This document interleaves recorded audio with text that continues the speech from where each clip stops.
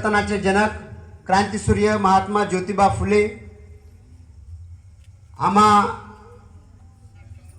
आमच्या देशातील समस्त स्त्रियांना अज्ञानाच्या अंधकारातून ज्ञानाच्या प्रकाशात नेणारी मायमाऊली सावित्रीबाई फुले, विश्वरत्न भारतरत्न डॉक्टर बाबासाहेब आंबेडकर, स्वच्छतेची महामूर्ती निष्ठांत कर्मयोगी संत गाडगेबाबा, राष्ट्रसंत तुकडोजी महाराज आणि ही पृथ्वी शेषाच्या मस्तकावर तरलेली नसून ती शेतकरी कष्टकऱ्याच्या तळहातावर वसलेली आहे, असा क्रांतिकारी विचार मांडणारे साहित्यरत्न अण्णाभाऊ साठे,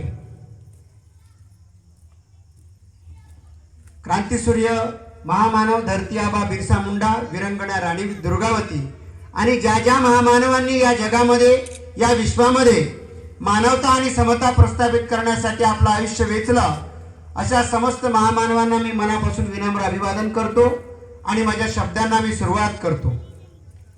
या विचारपीठा आणि तुम्ही सर्व बघता बघता 9:30 वाजलेले आहेत आणि आधीच मला सूचना देण्यात आली की आचारसंहिता आहे।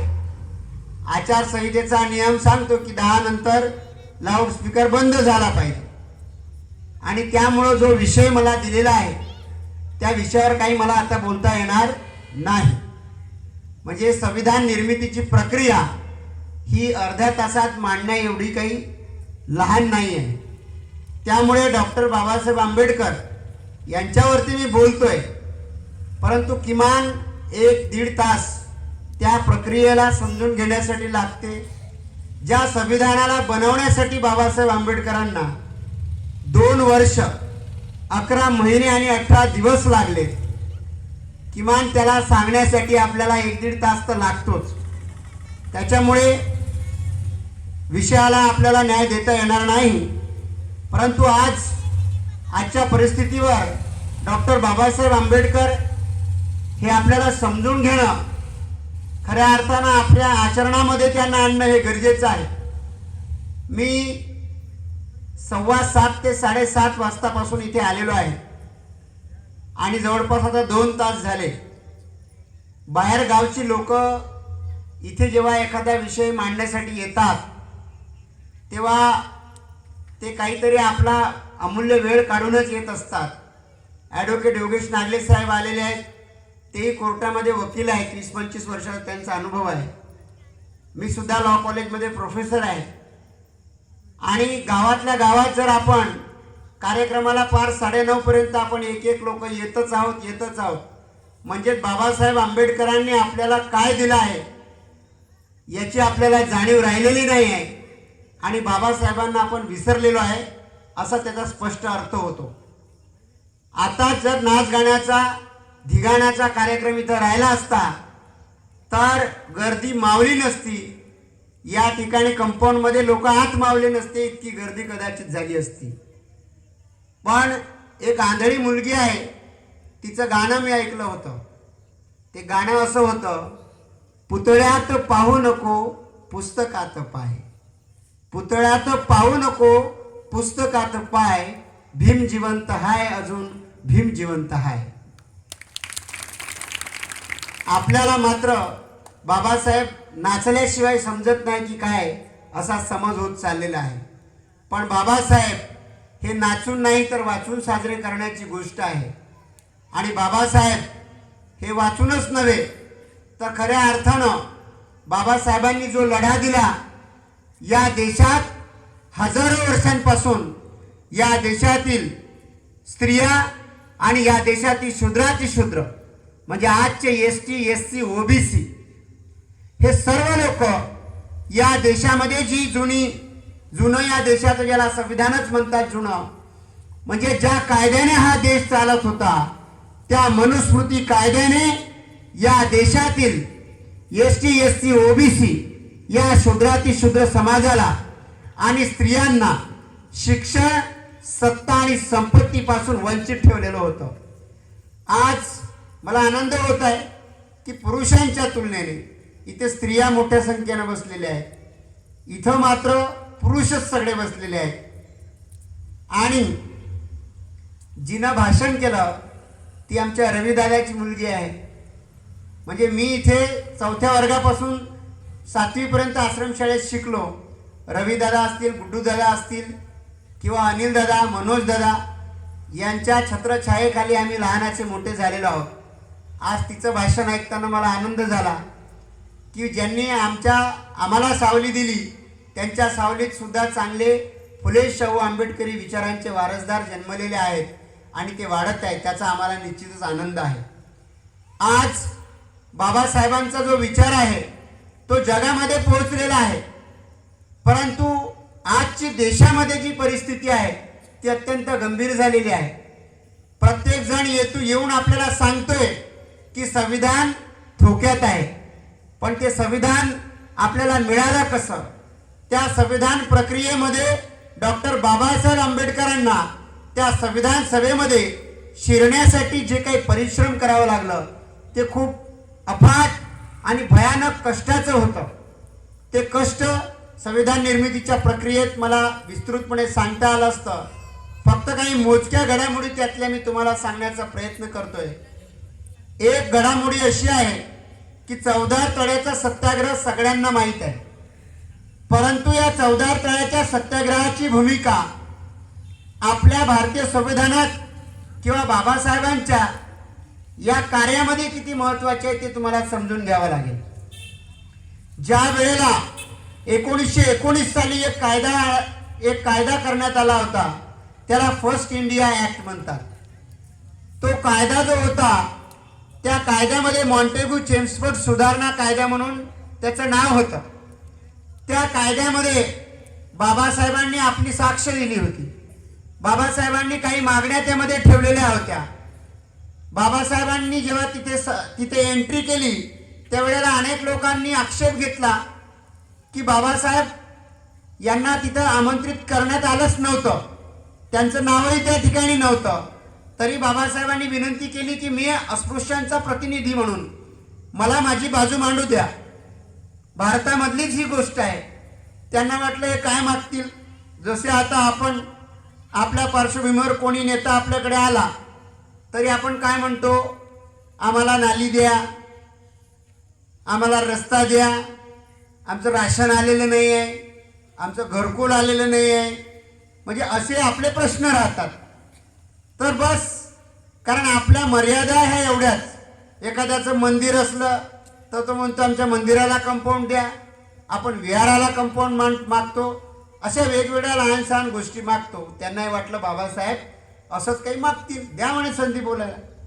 पण बाबासाहेब जेव्हा मुद्दे ठेवायला उभे राहिले तेव्हा बाबासाहेबांनी सांगितलं की आम्हाला प्रतिनिधित्व पाहिजे. काय पाहिजे? प्रतिनिधित्व.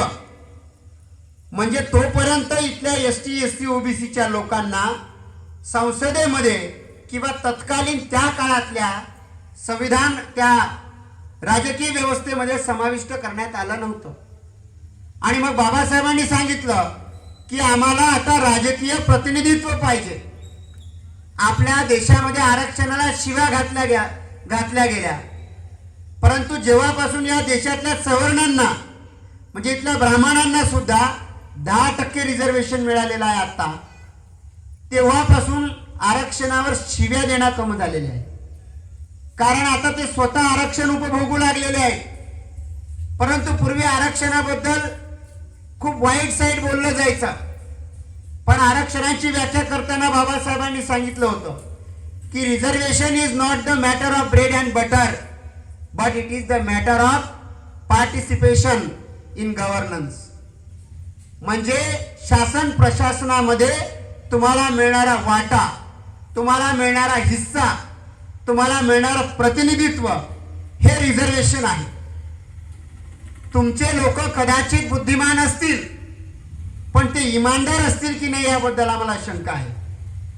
म्हणजे प्रतिनिधित्व या ठिकाणी जर मोठ्या संख्येनं बहुजन समाजामध्ये जर OBC आहे, जर तो या देशामध्ये 52% आहे, हे 52% आकडेवारी 1931 सालाची आहे, ते इंग्रजांनी मोजलेली. आता कदाचित तो 60 असेल. मग तो जर या देशात 52% आहे तर या देशातल्या सर्वोच्च न्यायालयामध्ये ओबीसी समाजातले 52% न्यायाधीश असले पाहिजे. उच्च न्यायालयात 52% न्यायाधीश असले पाहिजे.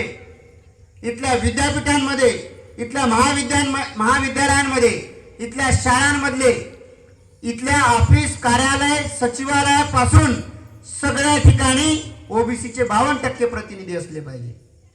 म्हणजे जिसकी जितनी संख्या भारी उसकी उतनी हिस्सेदारी. मग हे जे तत्व डॉक्टर बाबासाहेब आंबेडकरांनी आणलं ते यासाठीच होतं की लोकशाहीमध्ये ज्याची ताकद मोठी असते, ज्याची संख्या मोठी असते, त्याचं राज्य असते. पण जगामध्ये भारत असा एकमेव देश आहे का जिथं अल्पसंख्याक लोक, जे मूठभर लोक आहेत, 3-3.5% लोक, ते राज्यकर्ते आहेत आणि इथला बहुसंख्य समाज त्यांची गुलामगिरी करतोय. महात्मा ज्योतिबा फुलेंनी या देशामध्ये परिवर्तनाची लढाई छेडली. इथे मनुवादाला गाडण्याचं काम त्यांनी केलं. या देशामध्ये आमच्या आया बहिणींना शिक्षण घेऊ दिलं जात नव्हतं. जर त्या शाळा शिकल्या, फळ्यांमध्ये अक्षरं लिहायला लागल्या, वहीवरती अक्षरं कळायला लागल्या, तर त्यांच्या अक्षराच्या आळ्या होतात. हे या देशातली मनुस्मृती सांगत होतं. पण बाबासाहेबांनी या देशाला संविधान दिलं आणि सिद्ध करून दाखवलं की जेव्हा तुम्ही शाळेच्या फळ्यावरती अक्षरं काढता, वहीच्या पानांवरती अक्षरं काढता, तेव्हा तुमच्या अक्षराच्या आळ्या होत नाहीत. तर जेव्हा जेव्हा या देशातली आमची बहीण, आमची आई, आमच्या देशातील स्त्री जेव्हा शिक्षण घेते, तर तिच्या अक्षराच्या आळ्या होत नाहीत, तर तिच्या मोठमोठ्या माळ्या उभ्या राहतात. त्या माळ्यांपुढे मोठमोठ्या गाड्या उभ्या राहतात आणि सुंदर सुंदर महागड्या साड्या नेसण्याची क्षमता त्यांच्यात येते. हे डॉक्टर बाबासाहेब आंबेडकरांच्या संविधानामुळे शक्य झालं. बाबासाहेबांनी सांगितलं, उठा बहुजनांनो, जागे व्हा आणि जाऊन लिहून ठेवा तुमच्या घराघराच्या भिंतींवर, तुम्हाला या देशातली शासनकर्ती जमात बनायची आहे. शासनकर्ती जमात म्हणजे काय? आता तुम्ही या ठिकाणी काही मुलांचा सत्कार केला जे नोकरीवर लागलेत, तर शासनकर्ती जमात म्हणजे खऱ्या अर्थानं नायब तहसीलदार, तहसीलदार, BDO, SDO, ACP, DYSP, collector, IPS, IAS, सचिवालयातली सचिव, म्हणजे ग्रामसेवक पासून, ग्रामसचिवापासून ते प्रधान सचिवापर्यंत, आणि आपल्या गावच्या जे आपले प्रथम नागरिक आहेत बमनोटे साहेब, त्यांच्यापासून ते प्रधानमंत्र्यापर्यंत, म्हणजे गावातला जो मुखिया आहे, सरपंच, त्याला सुद्धा हिंदीमध्ये प्रधान म्हणतात, गावचा प्रधान. म्हणजे या प्रधानापासून त्या प्रधानमंत्र्यापर्यंत या जागा आपण कब्जा केला पाहिजे. हे बाबासाहेबांनी संधी दिली. मग हे कब्जा कसा करता येईल? त्यासाठी या देशामध्ये बाबासाहेबांनी सर्वात मोठं हत्यार दिलं. काय नाव आहे त्याचं? मतदान. संविधानातूनच दिलं. मताधिकार, आपण त्याला मतदान म्हणतो. म्हणजे एकदा दान करून द्यायचं आणि मग 5 वर्ष चुपचाप बसायचं. बरोबर आहे? मग दान केलेल्या गोष्टीबद्दल आपण काही जास्त बोलत नसतो. हे थोडं सरळ करताय, हे असं वाकावं लागेल. आणि मग आपण ज्याला मतदान म्हणतो, हे खरं तर राईट टू वोट होत, म्हणजे मताधिकार. चर्चा चालू होती की मतदानाचा किंवा मताधिकार कोणाला द्यायचा. त्यावेळेला अनेक वेगवेगळे विचारवंतांनी आपले मत मांडले. कोणी म्हणाला ज्याच्याकडे शिक्षण आहे त्याला केवळ मतदानाचा अधिकार द्या. त्यावेळेला या देशातला एसटी, एससी, ओबीसी शिकलेला होता का? नाही. म्हणजे जे शिकलेले होते त्यांनाच मताचा अधिकार मिळाला असता. ज्यांच्याकडे संपत्ती आहे त्यांनाच मताचा अधिकार द्या, असे काही लोक म्हणाले. आता त्यावेळेला आपल्याकडे संपत्ती असेल का? नाही. काही लोक म्हणाले की जो टॅक्स भरतो त्याला मताचा अधिकार द्या. पण बाबासाहेबांनी सगळ्यांना चूप केलं. बाबासाहेबांनी सांगितलं की मताचा अधिकार त्या प्रत्येक व्यक्तीला दिला जाईल जो या देशात जन्माला येतो आणि विशिष्ट वयाची मर्यादा पूर्ण करतो. आणि म्हणून संविधान जेव्हा बनलं तेव्हा 21 वर्षापर्यंतच्या प्रत्येक व्यक्तीला मताचा अधिकार मिळाला. नंतर त्याच्यामध्ये घटना दुरुस्ती करून हे वय 18 वर्ष करण्यात आलं. आता आपण 18 वर्षाचे झाल्यानंतर मताधिकार वापरतो. मग बाबासाहेबांनी हा मताचा अधिकार दिला तो आपण 70-75 वर्षापासून वापरतच आहोत. आचारसंहितेमुळे मी काही कोणावर टीका टिप्पणी करणार नाही, कारण मी सुद्धा मतदान अधिकारी म्हणून 26 तारखेला परतवाड्याला आहे. त्याच्यामुळे मी सुद्धा जबाबदारीनं बोलत आहे. तर लक्षात घ्या, पण तरीही जो मताचा अधिकार आहे तो मताचा अधिकार आपण आपल्या पोरीच्या इब्रतीसारखी, म्हणजे आपल्या पोरीची इज्जत जशी असते तशी मताची आपण इज्जत केली पाहिजे. आपण आपल्या मुलीसाठी वर शोधताना किती विचार करतो की मुलाला काही व्यसन आहे का, त्याला काही व्यसन आहे का, तो भानगडे आहे का, त्याची सत्संगत कशी आहे, तो कुणासोबत राहतो, कसा वागतो, या सगळ्या गोष्टींची काळजी करतो. पण ज्या वेळेला आम्हाला हे देश चालवण्यासाठी, हे राज्य चालवण्यासाठी आम्हाला लोकप्रतिनिधी पाठवायचा असतो, आमचं सर्कल चालवण्यासाठी, आमचं जिल्हा परिषद चालवण्यासाठी प्रतिनिधी पाठवायचा असतो, तेव्हा मात्र आपण आपल्या जातीचा आहे का, आपल्या धर्माचा आहे का, आपला नात्याचा आहे का, आपल्या गोत्याचा आहे का, आपल्या पैसे देणार आहे का, दारू पाजणार आहे का, मटण खाऊ घालणार आहे का, या सगळ्या गोष्टींचा विचार करून आपण मतदान किंवा मताधिकार वापरत असतो. तर बाबासाहेब आंबेडकरांनी दिलेला मताचा अधिकार तुम्हाला चांगल्या पद्धतीने वापरायचा आहे. आणि जर तुम्ही ते वापरू शकले नाही तर हे जे संविधान आहे हे जिवंत राहणार नाही, हे लक्षात ठेवा. त्यामुळे संविधान वाचवण्यासाठी, संविधानाची अंमलबजावणी करण्यासाठी तुमचा मताधिकार तुम्ही वापरू शकले पाहिजे. नाहीतर बाबासाहेब म्हणाले असते, 70 सालों से वोट दे रहे हो, अभी वोट देने के पहले सोचो कि मैंने तुम्हें वोट का अधिकार राजा बनने के लिए दिया था, किसी पार्टी का दलाल या चमचा बनने के लिए नहीं.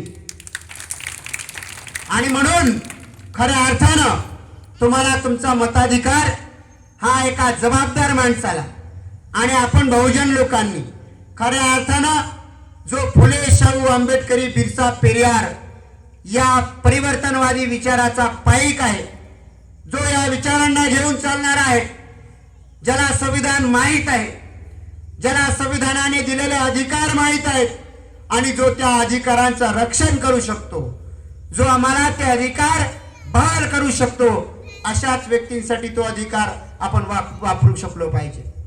कारण बाबासाहेबांनी केवळ संविधान दिलं नाही, बाबासाहेबांनी आपल्याला या देशामध्ये अजून एक गोष्ट दिली.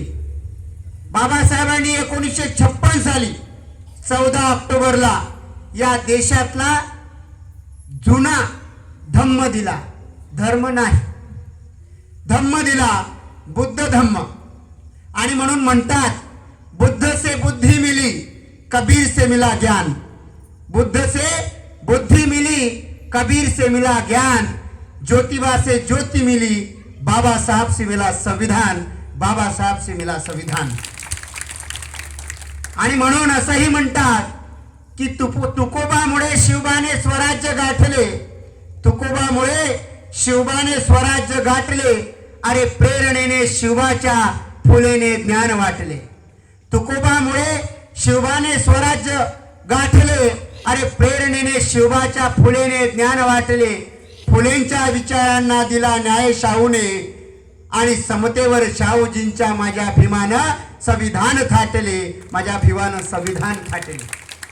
आणि म्हणून त्या संविधानाच्या रक्षणाची जबाबदारी आपल्याकडे आहे. तर लक्षात घ्या की बाबासाहेबांना आपल्यासाठी प्रतिनिधित्व मागितलं. प्रतिनिधित्व मागितल्यानंतर ती प्रक्रिया पुढे गेली. एक वेळ अशी आली की या देशातील त्यावेळेचे तथाकथित जे म्हणायचे की इथल्या अस्पृश्यांचेही नेते आम्हीच आहोत, इथल्या सर्व लोकांचे नेते आम्हीच आहोत, त्या लोकांनी षडयंत्र रचला.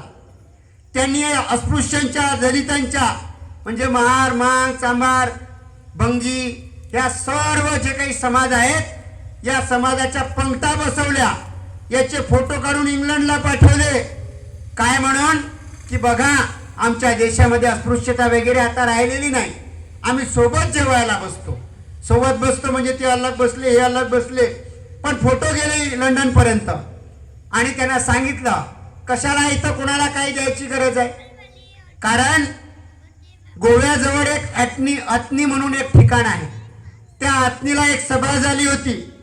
जसं बाबासाहेबांनी सांगितलं की इथल्या एसटी एससी ओबीसी जो इथला बहुजन समाज आहे याला राजकीय प्रतिनिधित्व पाहिजे, तशीच एक गोव्याच्या जवळ अतनीला सभा झाली. आणि ज्यांना त्यावेळेचे जे नेते होते काँग्रेसचे बाल गंगाधर तिलक, त्यांना लोक काहीतरी वेगळ्या नावानं ओळखतात. त्या माणसाने त्या तिथल्या सभेमध्ये, हे ऑफिशियल वाक्य आहे, तुम्ही डायरेक्ट रेफरन्स बुक घ्या, हे वाक्य असं आहे. त्यावेळेला बाल गंगाधर टिळक म्हणतात की आता जर त्या संसदेमध्ये त्यावेळेच्या त्या विधिमंडळामध्ये तेली माळी आणि कुणबी आता तिथं कशासाठी पाठवत आहे. तेली माळी कुणबीला तिथे पाठवून काय साध्य करायचं आहे. कुणब्याला तिथं नांगर चालवायचं आहे का, तेलाला तिथं तेलाची घाण चालवायची आहे का, तेलाची घाणी, आणि माळाला तिथं माळरान पिकवायची आहे का, हे तिथं बाळ गंगाधर टिळक म्हणतात. आणि आपले लोक मात्र त्यांची गुलामी वर्षानुवर्ष करत राहतात. हे वाक्य आहे त्यावेळेचं. पण बाबासाहेब ज्यांनी खऱ्या अर्थानं इथल्या तेली माळी कुणबी लोहार सुतार धोबी धनगर आदिवासी महार मातंग चंभार या देशातल्या 18 पगड जाती समस्त बहुजनांना एका छत्राखाली आणलं. 6,500 जातींमध्ये विभागलेल्या या समाजाला एसटी एससी ओबीसी मायनॉरिटी अशा 3-4 कॅटेगरीमध्ये बांधून ठेवून दिला. त्या माणसाचं नाव घेताना मात्र ही लोक हा दलितांचा कैवारी आहे म्हणून म्हणतात. म्हणजे जो बहुजनांचा नेता आहे, जो इथल्या बहुजनांचा उद्धार करता आहे, त्याला केवळ हा दलितांचा कैवारी आहे असं म्हणायचं, हा सुद्धा बाबासाहेबांचा अपमान आहे. आणि आपण सुद्धा बऱ्याच वेळा चुकतो. आपणही रेटा बाबासाहेब आमचा, बाबासाहेब आमचा, म्हणजे पुढच्याला ते वाटूच देत नाही. ही सुद्धा भूमिका चुकीची आहे. बाबासाहेब हे समस्त मानव जातीचे आहेत. बाबासाहेबांनी केवळ दलितांसाठी कार्य केलेलं नाही आहे. या देशामध्ये ज्या 50% लोकसंख्या असलेल्या ज्या महिला आहेत, किती 50% आहेत, या 50% महिलांना हिंदू कोड बिलाच्या माध्यमातून अधिकार देऊन टाकला. अमेरिकेसारख्या देशामध्ये 1965-66 पर्यंत महिलांना मताचा अधिकार नव्हता. पण या देशामध्ये बाबासाहेबांनी संविधान लिहिलं आणि एका झटक्यामध्ये, एका दिवसामध्ये इथल्या पुरुषांना, स्त्रियांना, राजाला, भिकाऱ्याला, प्रत्येक व्यक्तीला मताचा अधिकार देऊन टाकला. ही ताकद बाबासाहेबांच्या संविधानात आहे. आणि हिंदू कोड बिल मध्ये बाबासाहेबांनी मागणी केली होती हिंदू कोड बिलाची, पण ते पारित होऊ शकलं नाही. त्यांनी ही सुद्धा मागणी केली की कलम 340 नुसार ओबीसी समाजाला सुद्धा संविधानिक अधिकार मिळाला पाहिजे.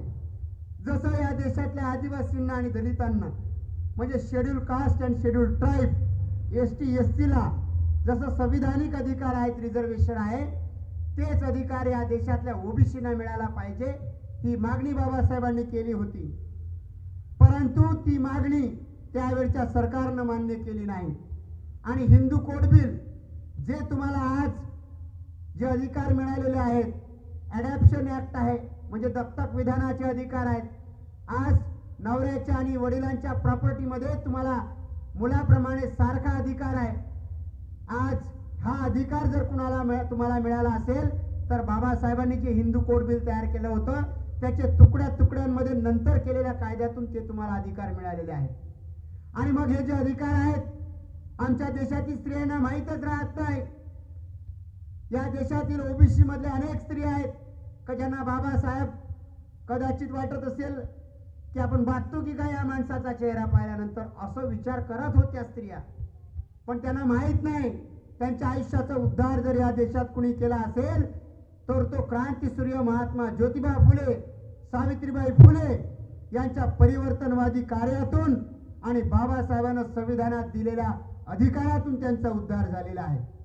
आणि म्हणून या देशातील सर्व स्त्रियांना हे सांगणं गरजेचं आहे की बाबासाहेब केवळ दलितांचे कैवारी नाहीत, ते इथल्या समस्त स्त्रियांना सुद्धा अधिकार देणारे आहेत. या देशात जो अल्पसंख्याक समाज आहे, तो मुस्लिम असेल, ख्रिश्चन असेल, शीख असेल, यहुदी असेल, बौद्ध असेल, जैन असेल, पारसी असेल, हे सर्व अल्पसंख्याक समाजांना सुद्धा या भारतीय राज्यघटनेच्या कलम 25, 26, 27, 28 या 4 कलमांमध्ये त्यांना पाहिजे ते अधिकार, त्यांना पाहिजे तो धर्म आचरण्याचा, त्याचा प्रचार प्रसार करण्याचा, त्याच्यासाठी संस्था काढण्याचा, त्याच्यासाठी शिक्षण संस्था काढण्याचा, हे सगळे अधिकार या संविधानानं दिलेले आहेत. आता काल परवा रमजान ईद झालं, म्हणजे या देशामध्ये प्रत्येक धर्माच्या सणाला सुट्टी आहे. पतेती असेल तर सुट्टी, ख्रिसमस असेल तर सुट्टी, ईद असेल तर सुट्टी, तसंच हिंदूंचे सण असतील तर सुट्टी. मग लक्षात घ्या, या सगळ्या धर्मांना सुद्धा मान सन्मान या संविधानामुळे मिळालेला आहे. म्हणजेच या देशातील अल्पसंख्याकांचं रक्षण सुद्धा या देशातील संविधान करते.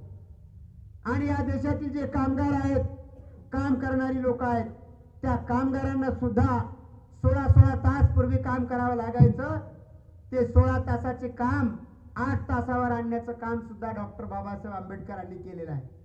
पूर्वी महिला कंपन्यांमध्ये, उद्योगांमध्ये काम करायच्या, सरकारी नोकरीमध्ये काम करायच्या, पण लक्षात घ्या, बाबासाहेबांच्या अधिकारामुळे त्यांना प्रसूती रजा मिळायला लागली. म्हणजे घरी बसतात, मुलाबाळांची काळजी घेत असताना सुद्धा त्यांचा पगार कट केला जात नाही. म्हणजे महिलांना मिळालेला हा अधिकार, कामगारांना मिळालेले अधिकार, तुम्हाला पेन्शन जे काही मिळते ते, प्रॉव्हिडंट फंड जे काही मिळतं ते, हे सगळे अधिकार डॉक्टर बाबासाहेब आंबेडकरांच्या परिश्रमामुळे मिळालेले आहेत. मग आता इथे कुठे दलित आले? दलितांसाठी उद्धाराचं काम हे त्यांनी केलेलंच आहे, पण त्याच्या पलीकडे त्यांचं एक वाक्य होतं की मी प्रथमतः आणि अंतिमतः मी भारतीय आहे. हे वाक्य त्यांच्या नंतर कोणी उच्चारलेलंच नाही आहे कोणत्या नेत्याने. म्हणजे प्रथमतः आणि अंतिमतः मी भारतीय आहे. बाबासाहेबांना वाटलं असतं तर ते वाटोळं करू शकले असते, परंतु त्यांना या पेनाची ताकद माहीत होती की पेन हे दुधारी तलवार आहे, तलवारीपेक्षा ते खतरनाक आहे. त्याचा वापर ज्या पद्धतीनं कराल त्या पद्धतीनं तुम्ही करू शकता. चौदार तळ्याचा जो सत्याग्रह आहे, त्या सत्याग्रहाचा प्रसंग थोडा यासाठी तुम्हाला सांगतो की त्या प्रसंगातून तुम्हाला कळेल की आज जे लोक घरी बसलेले आहेत, ते सिरियली बघत काही लोक बसलेले आहेत, बाया माणसं जी कोणी, तर लक्षात घ्या त्या सगळ्या लोकांसाठी हे आहे की बाबासाहेबांनी चौदार तळ्याच्या सत्याग्रहामध्ये काय साध्य केलं होतं. मग हे फोटोज लंडनमध्ये जात होते, इथे अस्पृश्यता नाही आहे असं सांगितलं जात होतं, पण बाबासाहेबांनी एक प्लॅन बनवलं. बाबासाहेबांना समजून सांगायचं होतं की या देशातली अस्पृश्यता काही नष्ट झालेली नाही आहे आणि आम्हाला अधिकार पाहिजे आहेत. त्याच्यासाठी त्यांनी एक नियोजन केलं. त्यावेळेस मुंबई प्रांतामध्ये जी विधानसभा होती, त्या विधानसभेमध्ये एक बिल पारित झालं होतं. रायगड जिल्ह्यातील महाड येथील जे तळ आहे, त्या तळ्याचा पाणी पिण्याचा अधिकार मिळालेला होता, पण कोणीही तिथे पाणी प्यायला गेलं नव्हतं. बाबासाहेबांनी ही संधी साधली, सगळ्या आपल्या लोकांना निरोप पाठवले की आपल्याला त्या चौदार तळ्याला जायचं आहे, तिथलं पाणी प्यायचं आहे आणि एक सत्याग्रह करायचा आहे. आणि त्याचं नियोजन ठरलं. पोलिसांना पत्र लिहिलं की तुम्ही हे पत्र आम्ही तुम्हाला देतो, नियमानुसार ते पाणी पिण्याचा अधिकार आम्हाला मिळालेला आहे, पण आम्हाला भीती आहे की आमच्या जीवाला तिथे धोका होऊ शकतो, आम्हाला मारहाण होऊ शकते, म्हणून तुम्ही त्या ठिकाणी आम्हाला संरक्षण द्या. गावोगावी महाराष्ट्रातल्या त्यावेळेच्या कानाकोपऱ्यामध्ये बाबासाहेबांचा निरोप गेला. प्रत्येक गावातून 5 रुपये वर्गणी आणि लोकांनी तिथे यायचं. 5 रुपयाच्या वर्गणीमध्ये जेवण मिळणार नाही. आता तर जेवण असल्याशिवाय आपण कार्यक्रमाला जायला पाहत नाही. कोणी कार्यक्रमात विचारलं, इथं कार्यक्रम आहे, प्रबोधन आहे, तर म्हणतो आपण जेवण बी आहे का? म्हणजे आजची आपली परिस्थिती अशी आहे, पण त्यावेळेला प्रत्येक गावातून 5-5 रुपये वर्गणी. 1927चा काळबद्दल बोलतोय आपण. 1927 साली 5 रुपये हे खूप होत होते. 5-5 रुपये वर्गणी केली. त्या शेकडो आणि हजारो किलोमीटर पासून लोक पायी पायी जायला तयार झाले. त्यावेळची परिस्थिती अशी की धड ट्रेन नाही आहे, गाड्या नाही, घोड्या नाही, माणसांना पायी जावं लागणार आहे. काही लोकांना बैलगाड्यांमध्ये जावं लागणार आहे.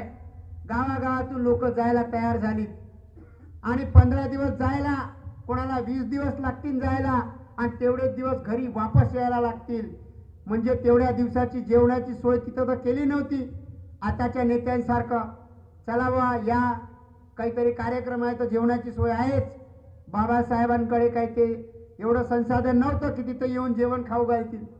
आणि मग ही लोक, त्यावेळची ती माणसं त्या शेकडो किलोमीटर पायपीट करत मिळेल ती साधनं घेऊन, भाकरी बांधून, शिळे पाते जे काही होते आणि रस्त्यानं कुठं छावण्या टाकून स्वयंपाक करता आला तर ते सुद्धा, म्हणजे पीठ असेल, धान्य असेल, जे काही असेल ते सगळे घेऊन निघाले. आणि रस्त्यानं जाताना ते परिश्रम, कोणाचे पाय सोडले गेले, लाल लाल झाले, रक्तानं माखले गेल्या. कोणी म्हाताऱ्या बाया, कोणी म्हातारी माणसं, त्यांचे वय आणि त्यांचे पाय सोडले गेले. हे लोक त्या ठिकाणी पोहोचली. चौदार तळ्याचं त्या ठिकाणी ते सगळं ठरलेलं होतं. माणसं जमलीत, पोलीस अधिकारी आले, पोलीस ताफा आला आणि बाबासाहेब सुद्धा तिथे होते. या ठिकाणी सगळे जमले आणि जमल्यानंतर बाबासाहेबांसोबत एक कुत्रा असायचा. अनेक ठिकाणी फोटोंमध्ये तुम्हाला त्या कुत्र्याचा फोटो दिसेल. बाबासाहेबांसोबत एक कुत्रा होता आणि बाबासाहेबांनी इंग्रजांना सांगितलं, सी बघा आता मी काय करतोय तो प्रयोग पहा. त्यांनी कुत्र्याला सोडलं आणि कुत्र्याला सोडल्याबरोबर ते कुत्रा तलावाकडे गेला. तलावात बुडला आणि उड्या मारून टुनटुन आपलं त्या पाण्यामध्ये पोहत दुसऱ्या बाजूने निघून गेला. बाबासाहेबांनी सांगितलं, look that dog is not untouchable. तो जो कुत्रा आहे तो अस्पृश्य नाही आहे, हे त्यांनी सांगितलं. ही the dog is not untouchable.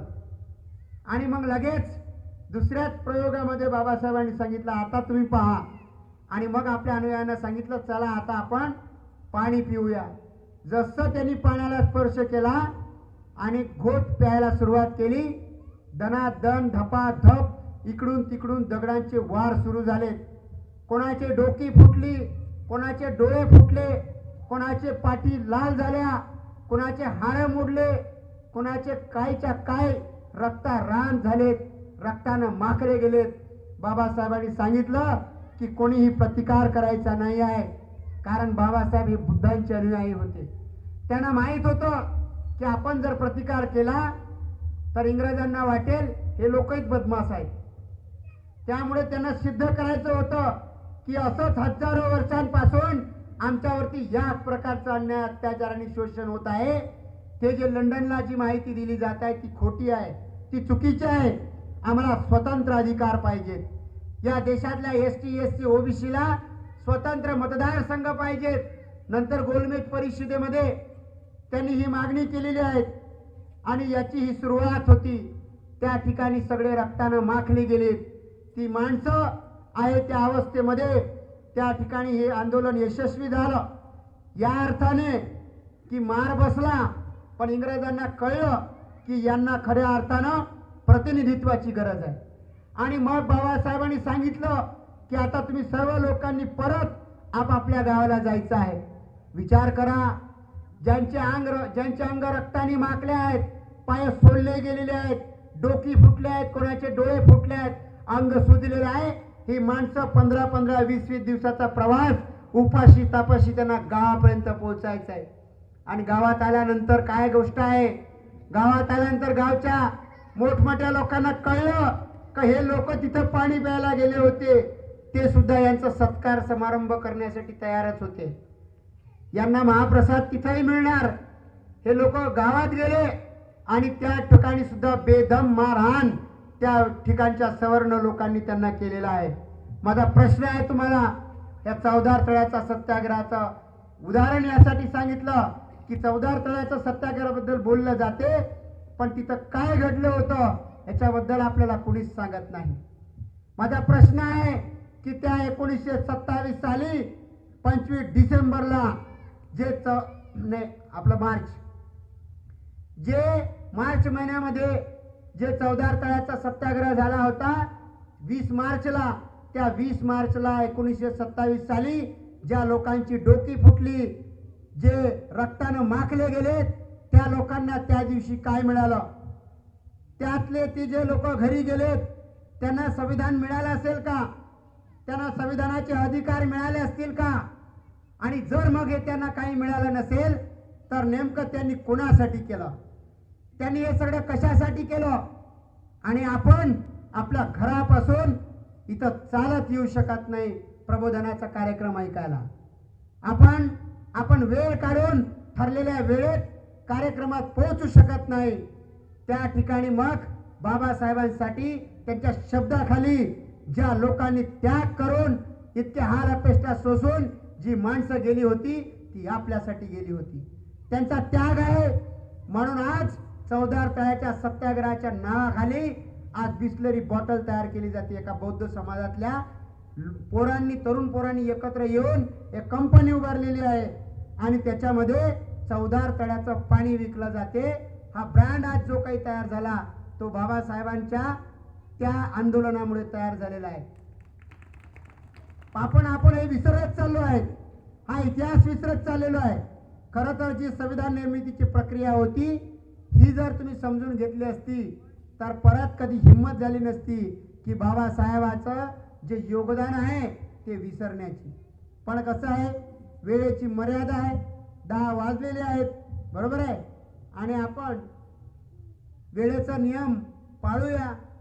त्याच्यामुळे आणि कसं होते की आता तिथं स्टेजवर सगळे बसल्यानंतर वाटते आपल्याला की प्रत्येकाला 2 मिनिटं म्हणजे संधी मिळाली पाहिजे, ती मिळालीही पाहिजे, पण त्यासाठी कार्यक्रम 6चा आणि आपण सुरुवातच केली 8:30 वाजता.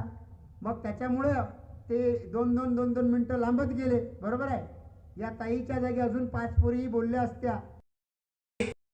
आंबेडकरांचा जो विचार आहे तो विचार घराघरापर्यंत पोहोचला पाहिजे, ही जबाबदारी आपली आहे. आजचा काळ खूप भयानक आहे. तो काळ तुम्हाला तुमच्या काळात मिळालेला आहे. जर फुले, शाहू आंबेडकर, बिरसा पेरियार यांनी त्यांच्या काळात जर लढाई लढली नसती तर आपल्या पायाखाली ही चटई नसती, बसण्यासाठी हा सन्मान नसता. आज मी जे काही बोलतोय हा निर्णय बोलण्याचा अधिकार मला नसता. मी आदिवासी समाजात जन्माला आलो, मी जंगलातच राहिलो असतो, मी पुणे युनिव्हर्सिटीमध्ये शिकू शकलो नसतो, मी लॉ कॉलेजचा प्रोफेसरही झालो नसतो, मला 2 शब्द बोलण्याचा अधिकार नसता. कारण बाबासाहेबांनी सांगितलं होतं की शिक्षण हे वाघिणीचं दूध आहे, जो पेईल, जो भाषण करेल तो गुरगुरल्याशिवाय राहणार नाही. माझं हे बोलणं, माझं हे गुरगुरणं हे बाबासाहेबांनी संविधानातून मला जो शिक्षणाचा अधिकार दिला त्या अधिकारामुळे आहे. आणि म्हणून एक लक्षात ठेवा की गुलामांना गुलामीची जाणीव करून द्या म्हणजे तो बंड करून उठेल. हे बाबासाहेबांनी सांगितलं होतं. तुम्हाला गुलामगिरीची जाणीव ही करून घ्यावी लागेल. निकाल लाया हूं परिंदों को पिंजरे से, अब परिंदों के दिमाग से पिंजरा निकालना बाकी है. म्हणजे स्वातंत्र्य झालो आपण, पण मनातली डोक्यातली जी गुलामगिरी आहे ती मात्र गेलेली नाही आहे. म्हणून निकाल लाया हूं परिंदों को पिंजरे से, अब परिंदों के दिमाग से पिंजरा निकालना बाकी है. ही गुलामगिरी सुद्धा आपल्याला काढावी लागणार आहे. आणि बाबासाहेबांनी जे तत्व शिकवलेले आहेत, स्वातंत्र्य, समता, बंधुता आणि न्याय, या तत्वांचं सुद्धा आपल्याला रक्षण करावं लागणार आहे. आणि महात्मा ज्योतिबा फुलेंनी सांगितलं होतं की अज्ञान तुमचं किती नुकसान करते. आज या देशामध्ये, या महाराष्ट्रामध्ये 15,000 सरकारी शाळा बंद होत आहेत. 15,000 16,000 शाळा भांडवलदारांना विकल्या जात आहेत. उद्या आमची ST SC OBC मायनॉरिटीची गोरगरिबांची पोरं शाळा शिकू शकणार नाही. हे सगळं संकट आपल्या पुढे आहे, त्याच्यावरती कोणी बोलत नाही आहे. मी एक प्राध्यापक म्हणून, शिक्षक म्हणून मला चिंता वाटते की माझ्या समाजातील, माझ्या बहुजन समाजातील मुलं आता शिकू शकतील की नाही. महात्मा फुलेंनी हा धोका तेव्हाच ओळखला होता, म्हणून त्यांनी फ्री अँड कंपल्सरी एज्युकेशन म्हणजे मोफत आणि सक्तीचं शिक्षण हे हंटर कमिशन पुढे 1882 मागितलं होतं. आणि त्यांनी सांगितलं होतं की विद्येविना मती गेली, मतीविना नीती गेली, नीतीविना गती गेली, गतीविना वित्त गेले, वित्ताविना शूद्र खचले, आणि इतके सगळे अनर्थ एका विद्येने केलं.